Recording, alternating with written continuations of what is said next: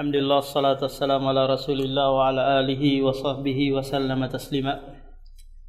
Nah, kita lanjutkan kajian kita dari kitab 80 langkah menuju surga Allah subhanahu wa ta'ala. Sekarang di langkah yang ke-45, yaitu kasratun nawafil, memperbanyak ibadah sunnah. Karena nawafil itu lawan dari faraid. Faraid adalah ibadah-ibadah yang sifatnya wajib. Jika dikerjakan dapat pahala, dan jika ditinggalkan berdosa. Nah, kalau sunnah, ibadah sunnah adalah ibadah yang jika dilakukan dapat pahala, ditinggalkan tidak berdosa. Nah, ketika kita mengerjakan sunnah-sunnah, maka perbuatan ini adalah sebab datangnya kecintaan Allah Subhanahu wa taala, sebagai bentuk juga ittiba'un nabi, mengikuti Rasulullah sallallahu alaihi wasallam. Karena al-aslu fi af'alin nabi sunnah. Hukum asal mengikuti perbuatan nabi itu adalah sunnah. Sebagaimana Allah berfirman, laqad kana lakum fi rasulillahi uswatun hasanah. Sungguh ada suri toladan yang baik pada diri Rasulullah. Apakah itu dalam hal ibadah, muamalah, akhlak dan yang lainnya.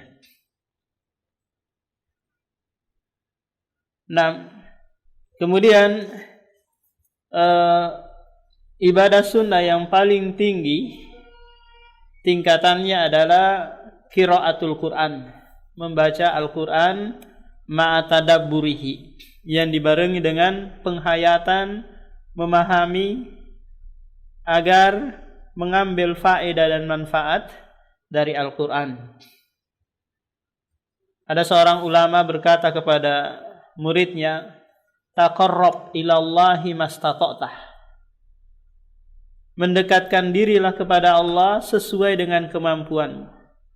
Wa'lam, dan ketahuilah, lan tataqarraba ilaihi bi syai'in huwa ahabbu ilaihi min kalamihi.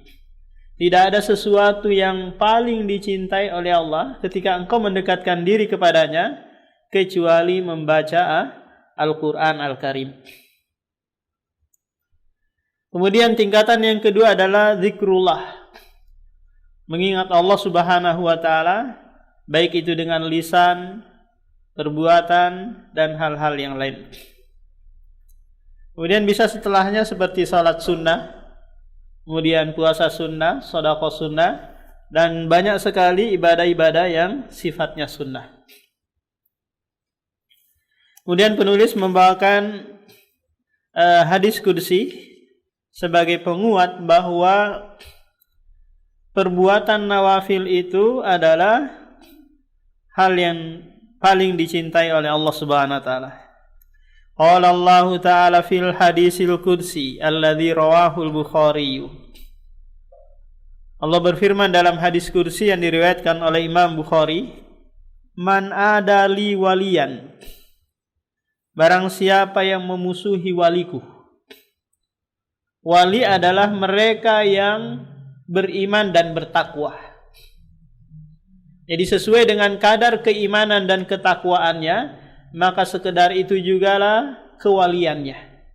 Apa itu wali, Pak? Wali itu adalah orang-orang yang mendapatkan pertolongan dari Allah Subhanahu wa taala di saat terdesak. Paham? Ini namanya wali. Mereka ciri-cirinya adalah beriman dan bertakwa. Bukanlah wali Allah yang mereka nyeleneh-nyeleneh gitu, yang enggak sholat, buka baju sana sini, yang kerjanya coret-coret dan yang lainnya. Ini wali syaitan. Bukan pula wali Allah mereka yang ketika nusuk-nusuk badannya enggak tembus-tembus. Ketika berjalan di atas api, masuk ke dalam api mereka enggak terbakar, atau berjalan di atas awan mereka enggak jatuh. Nah, ini adalah wali syaitan. Kenapa? Karena yang menolong dia adalah syaitan. Wali-wali Allah itu di saat terdesak baru datang apa? Pertolongan. tanpa didahului dengan apa? Dengan baca-baca semedi dulu, enggak ada. Tiba-tiba gitu langsung datang pertolongan Allah. Seperti Ashabul Kahfi, seperti pasukan Umar bin Khattab yang ada di Irak, terdesak gitu ya.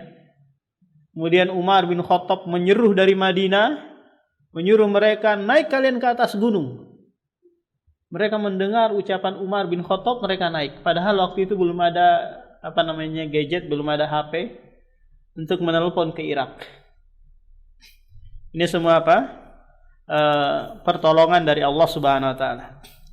Man adali waliyan, barang siapa yang memusuhi waliku, faqad adzantuhu bil harbi, maka aku akan umumkan peperangan kepadanya. Aku akan memeranginya. Wa ma taqarraba ilayya abdin. Kemudian Allah menyebutkan hal-hal atau sebab yang mengantarkan seseorang itu dianggap apa? Wali. Wa ma taqarraba ilayya abdin bi syai'in ahabba ilayya mimma aftaradtuhu alaihi. Tidak ada sesuatu yang hamba-Ku mendekatkan diri kepadaku yang paling aku cintai daripada apa? Daripada hal-hal yang wajib. Wa ma yazalu abdi yataqarrabu ilayya bin nawafil hatta uhibbahu. Nah, ini. Jadi kewajiban dan sunnah, dua hal inilah yang mengantarkan kecintaan Allah Subhanahu wa taala kepada hamba tersebut. Sekaligus orang tersebut mendapatkan gelar waliullah, wali Allah Subhanahu wa taala. Waliullah. Nah, disebutkan dulu hal yang wajib karena ini yang lebih utama daripada ibadah sunnah. Contoh seperti ini, Pak. Salat sunnah qobliyah subuh dan salat wajib subuh 2 rakaat, sama-sama 2 rakaat kan? Salat qobliyah subuh 2 rakaat disebutkan keutamaannya adalah lebih baik khairum minad dunya wa ma fiha, lebih baik daripada dunia dan seisinya. Sekaya apapun orang, Pak, itu nggak bisa menguasai dunia, nggak usah dunia, segabupaten dia nggak bisa kuasai. Dalam artian seluruh tanah di Balikpapan ini miliknya dia. Seluruh kekayaan yang ada di Balikpapan ini di bawah wewenang dia, nggak ada. Sekaya apapun orang itu. Ini malah cukup dengan apa? Dengan sholat sunnah qobliyah subuh 2 rakaat dia mendapatkan keutamaan ini. Ini sholat sunnahnya.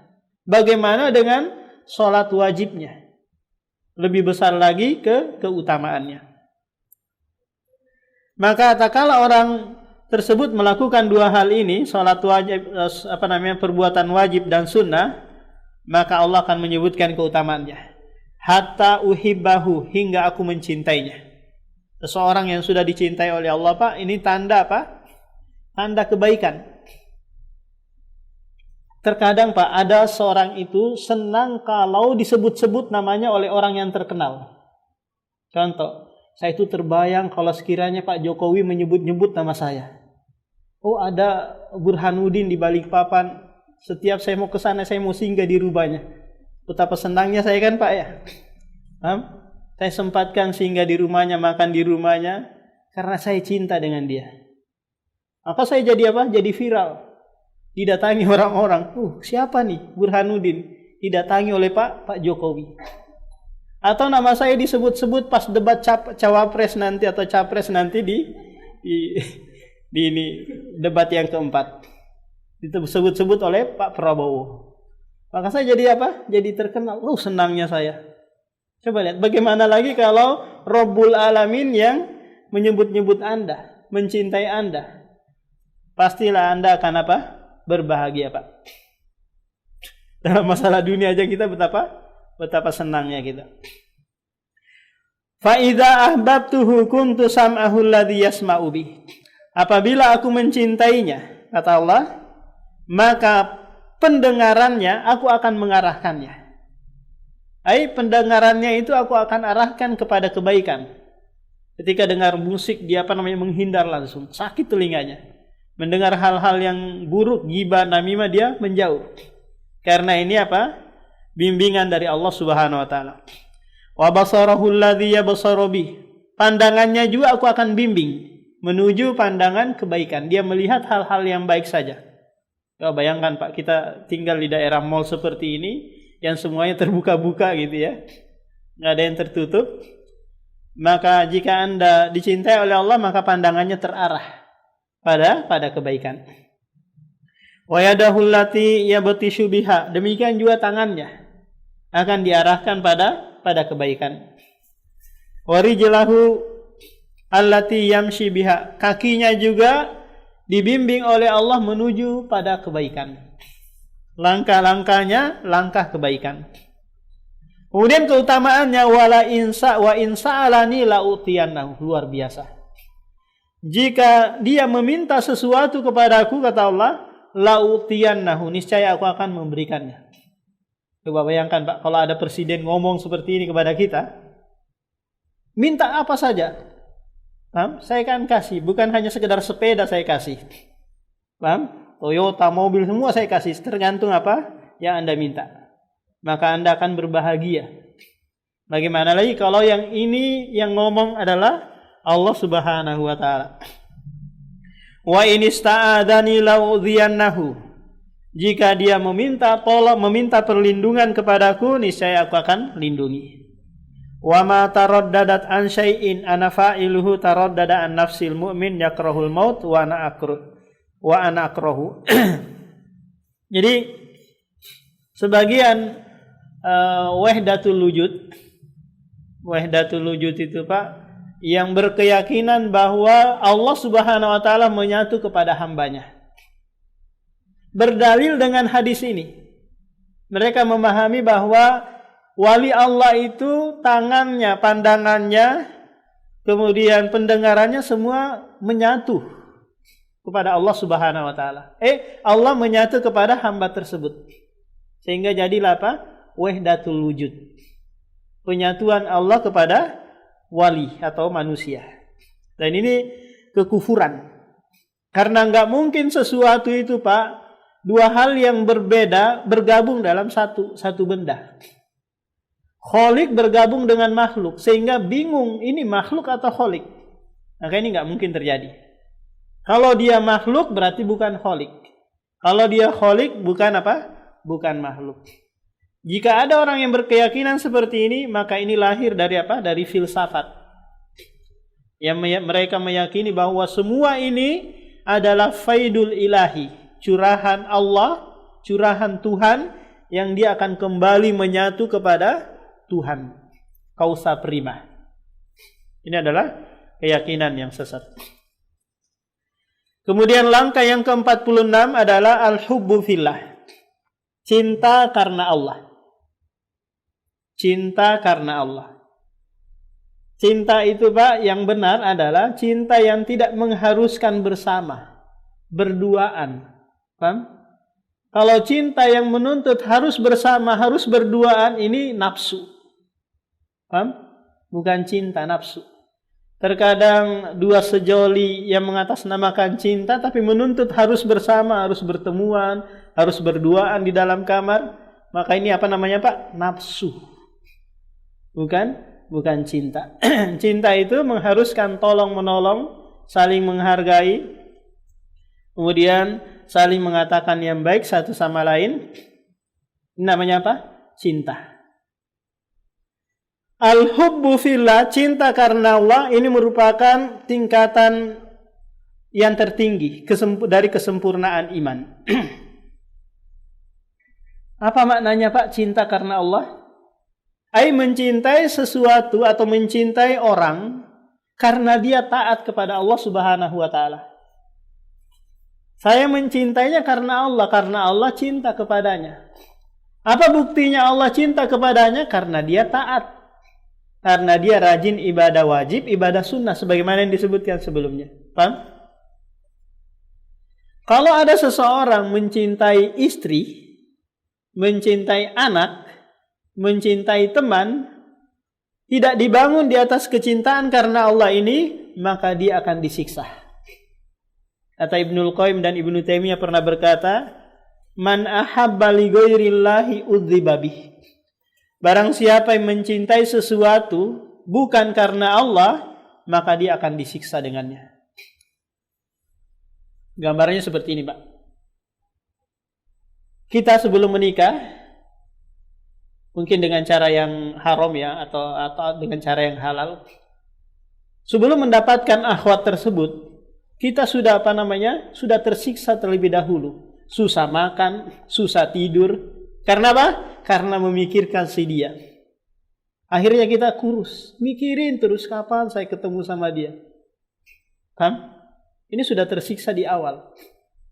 Kemudian siksaan yang kedua, tak kala sudah mendapatkan si akhwat tersebut, maka dia akan terpikir lagi bagaimana akhwat ini tidak berpindah ke lain hati. Dia berusaha lagi.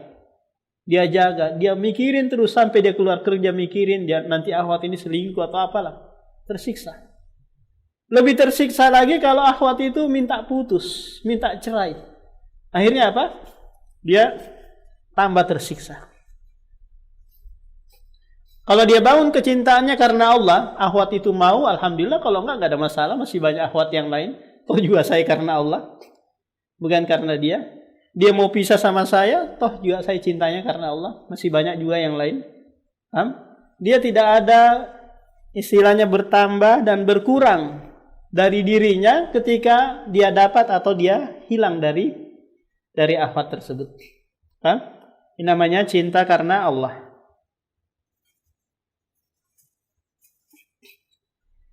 Cinta harta. Ya, siapapun kita pasti cinta harta.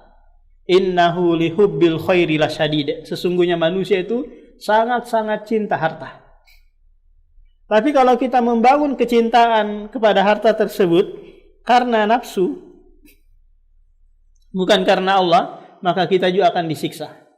Pagi-pagi banting tulang keras peringat gitu.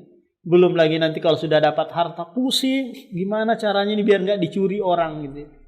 Kita berusaha menyimpannya, hemat-hemat, biar apa? Nggak habis harta tersebut. Lebih stres lagi kita kalau ternyata harta itu diambil orang. Saya sudah capek-capek, ternyata gaji saya nggak dikasih lagi nanti diambil orang. Akhirnya apa? Dia stres sendiri.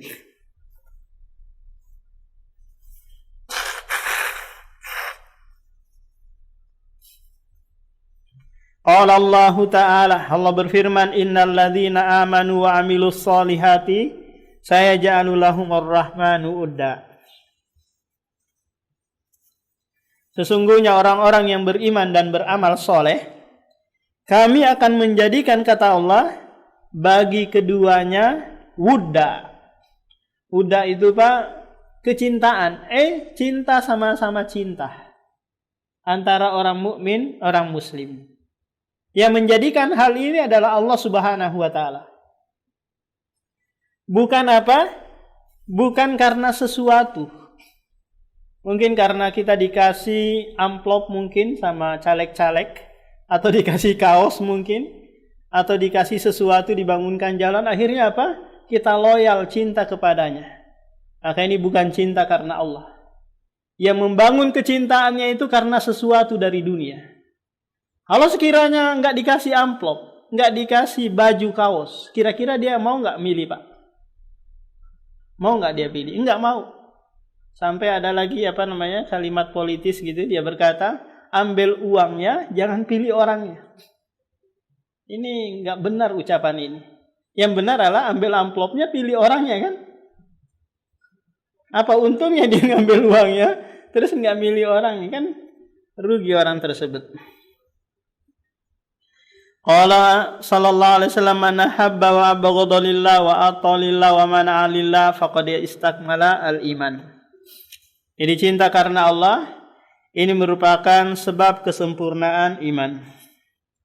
Bal innal hubba fillahi yaj'alal abda yafuzu bi mahabbatillah. Ini juga bahwa cinta karena Allah menyebabkan keberuntungan di dunia dan di akhirat. Qala Allah Ta'ala haqqat mahabbati lil mutahabbina fiyya. Kecintaanku bagi mereka yang saling mencintai karena aku, kata Allah Subhanahu wa taala. Bal yusbihu minas sab'atil ladzina yudhilluhumullahu fi dhilli. Bahkan orang yang saling mencintai karena Allah itu akan mendapatkan naungan Allah kelak di yaumul akhir.